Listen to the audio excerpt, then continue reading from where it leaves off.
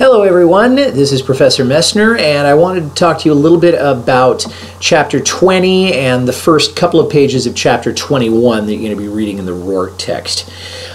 First of all, Chapter 20 really talks about the degree to which Americans joined new organizations to create new political alliances to work for change.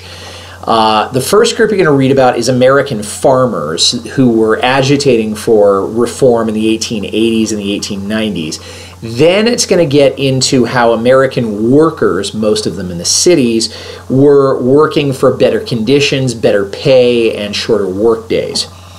Now, it's true that women were not allowed to vote in most states during this time, but they were still working to create new alliances and join new organizations. And their work was especially effective in temperance and, of course, in their own suffrage. Sadly, that doesn't come around until 1920, but we'll get to that. So later on in Chapter 20, the authors say that the United States entered the 20th century and they were really full of questions about where they were going as a nation.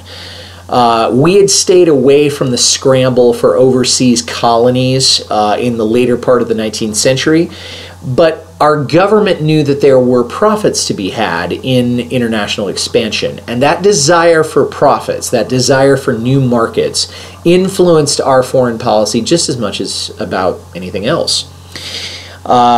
I promised a week or two ago that we would be getting back into the subject of the money supply. Well, now's the time. So I want you to pay careful attention to that subject and why in particular it was important to farmers. A little later on, probably the key event in Chapter 20, which is the Spanish-American War, gets what I think is a pretty fair, even-handed treatment by Rourke and his colleagues.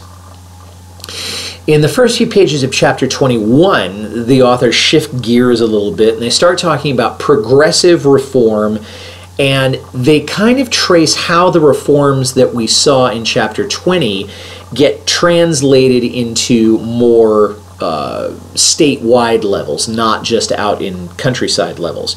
The progressives, as you're going to see, are a pretty diverse group. They've got a lot of diverse aims and a lot of different interests. A couple of them that I think are particularly interesting are the social gospel, led by people like Walter Rauschenbusch.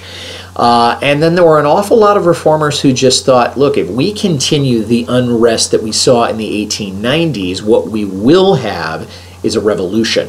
So they wanted to try to head that off as best they could.